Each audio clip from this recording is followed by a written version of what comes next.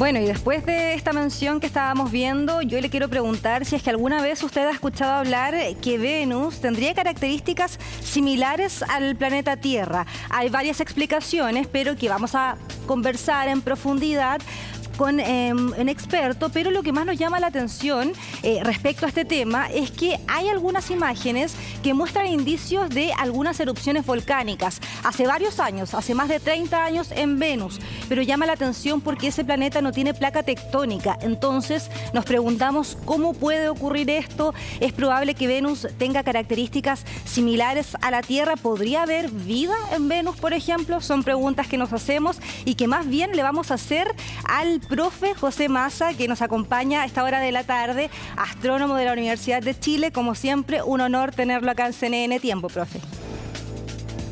Bueno, encantado de estar de nuevo con ustedes. Mira, de tu pregunta, partamos por lo básico. En el sistema solar hay 8 planetas y hay 2 parejas de mellizos. Los mellizos lejanos son Urano y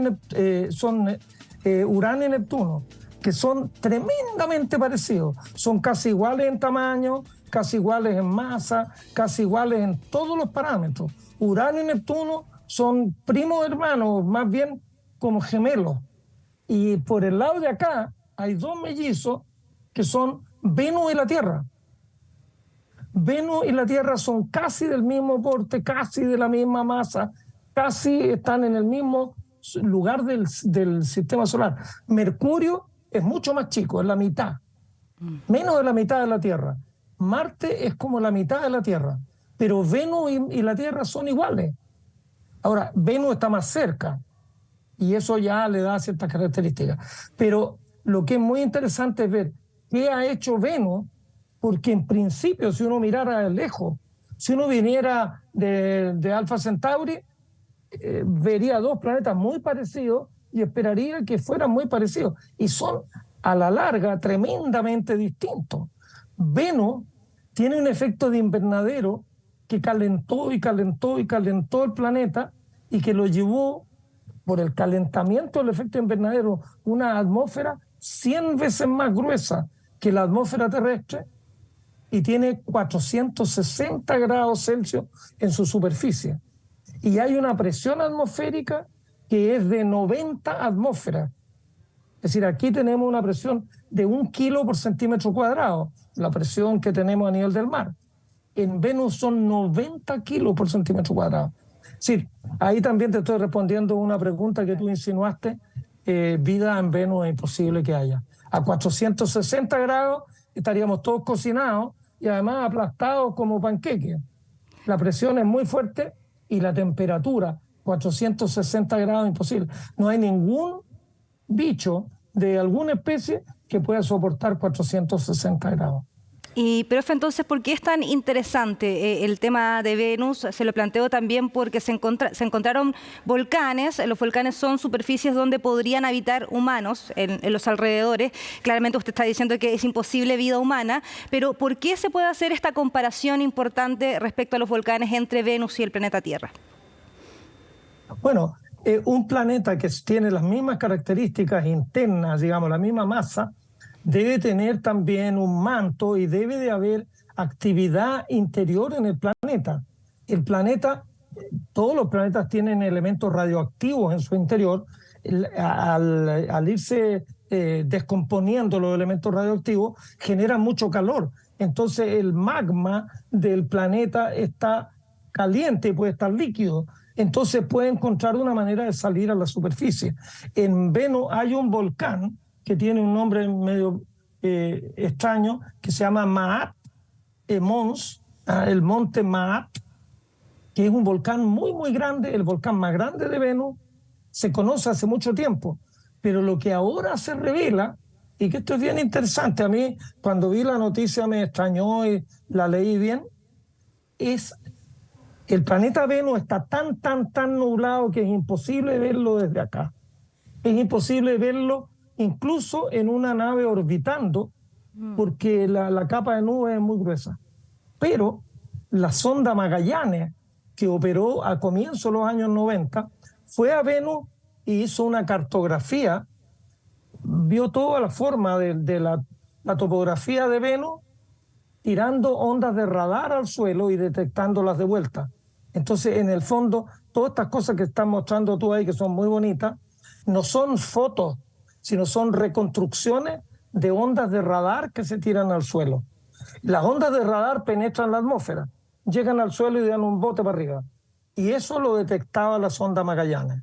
Ahora, la sonda Magallanes mandó tantos datos a la Tierra, una cantidad en esa época, hace 30 años, extraordinaria, como 1.200 gigabytes de datos, y los datos quedaron acumulados ahí y no ha habido nadie que sea capaz de echarle un ojo a todos los datos. Datos de 30 años dicen que apenas el 1,5% de los datos han sido mirados en detalle.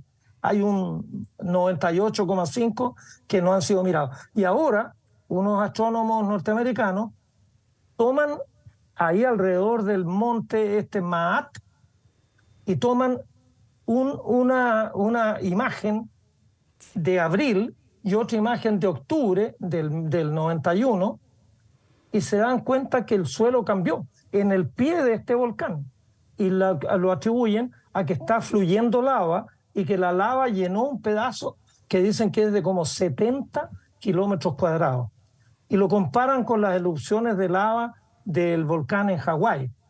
Entonces habría un indicio bastante claro de que ese volcán está activo, está tirando cuestiones para afuera, pero por otro lado también yo estuve mirando por ahí las imágenes que muestran y bueno, sí, son bastante sugerentes, pero no es una cuestión que uno se llegue a quemar de mirar las imágenes. Las imágenes son ahí porque hay un problema que es que cuando uno está mirando desde arriba, depende cómo sea la iluminación, la forma que le vemos a las montañas. Entonces, si uno, por ejemplo, pasara en un avión o algo más alto por arriba de los Andes, si el sol está por el lado de Argentina, vamos a ver una forma en la cordillera. Y si el sol está por el lado de Chile, vamos a ver otra forma. Acá, estas dos imágenes, el satélite pasó, digamos, cargadito para un lado en una y cargadito para el otro lado en otra. Entonces no son imágenes 100% comparables. Pero de todas maneras hay una sugerencia muy fuerte de que una parte que era redondita se transformó en una cuestión mucho más grande posteriormente. Profe, y si Venus no tiene placa tectónica, eso es lo que se sabe, por lo menos lo que hemos escuchado, ¿cómo se pueden formar volcanes? Bueno, yo creo que los volcanes se forman simplemente porque hay debajo magma que está caliente y que brota por alguna parte.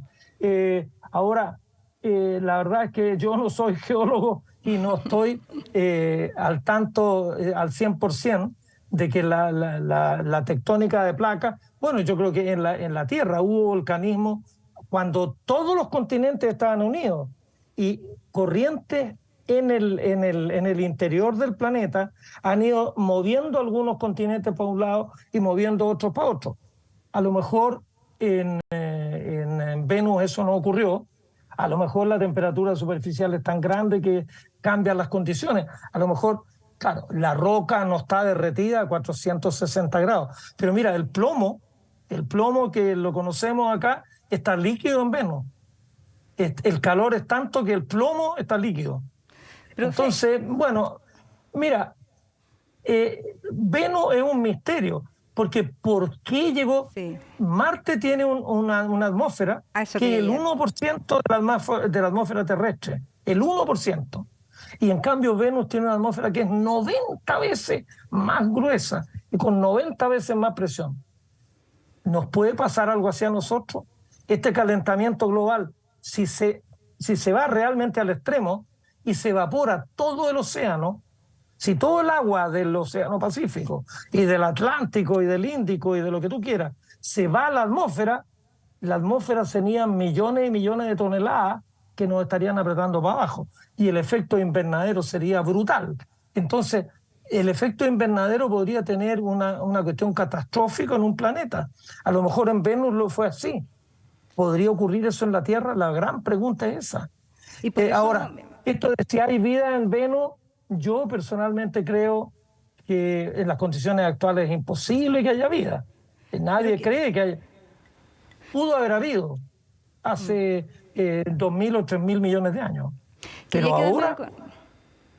Sí, con eso último que dice de la Tierra, del calentamiento global, me imagino que quizás por eso es importante estudiar lo que ocurre en Venus, pensando que son planetas gemelos, como usted mencionaba. En ese sentido, ¿lo que usted está planteando es un escenario posible a corto plazo o cómo se estudia desde la astronomía ese posible escenario para la Tierra?